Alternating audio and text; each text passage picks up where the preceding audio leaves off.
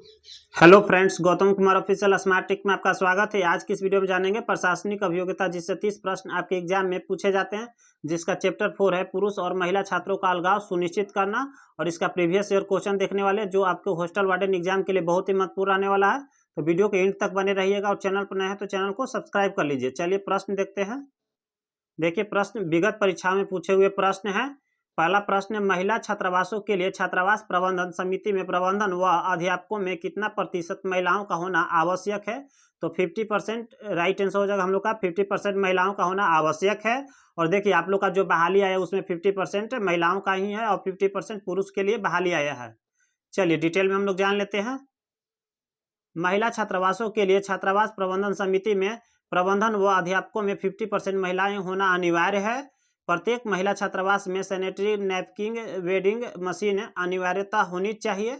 चलिए नेक्स्ट प्रश्न देख लेते हैं हम लोग।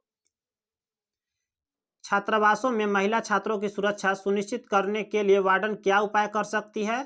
तो दिन के समय दौरान महिला सुरक्षा गार्ड नियुक्त कर तो नहीं। अंधेरे के बाद महिला छात्रों की गतिविधियों को पर प्रतिबंध लगाना, तो यह भी नहीं हो सकता है। चलिए और देख लेते हैं हम लोग ऑप्शन। महिला विद्यार्थियों को बाहरी गतिविधियों में भाग लेने पर प्रतिबंधित करना, तो नहीं। चलिए नेक्स्ट ऑप्शन देख लेते हैं हम लोग।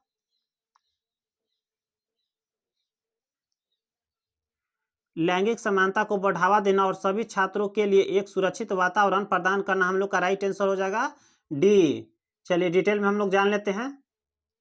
लैंगिक समानता को बढ़ावा देकर तथा सभी छात्र एवं छात्राओं के लिए एक सुरक्षित वातावरण प्रदान करके छात्रावास में महिला छात्रों की सुरक्षा किया जाना उचित होगा, न कि विभिन्न तरह की गतिविधियों पर प्रतिबंध लगाकर।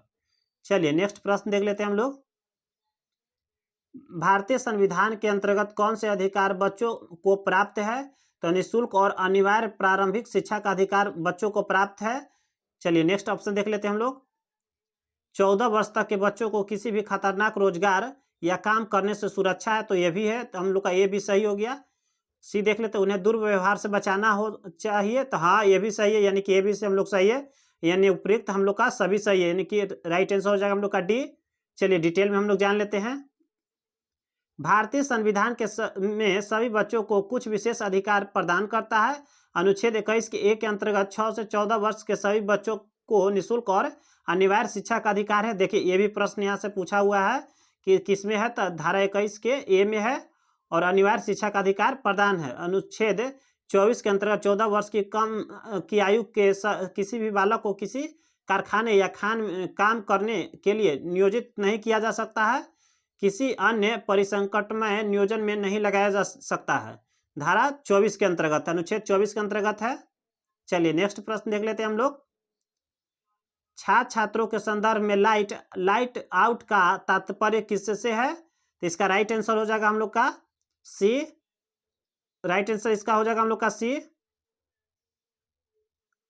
वह समय जब छात्र अपने मोबाइल उपकरणों का उपयोग मंद गति के साथ कर सकते हैं, उसी को लाइट आउट कहते हैं। राइट आंसर हो जाएगा हम लोग का सी। चलिए डिटेल में हम लोग जान लेते हैं। लाइट आउट विधि क्या है? तो कई प्रकार से पर्यावरणीय व मानव जनित गतिविधियों के लिए महत्वपूर्ण होती है। लाइट बंद करके सोने से जहां तक एक तरफ बिजली की बचत होती है, वहीं दूसरी तरफ मानसिक झुंझलाहट से मुक्ति मिलती है। चलिए इतना ही प्रश्न पूछा गया था इस चैप्टर से, तो आज के लिए इतना ही। जय हिंद।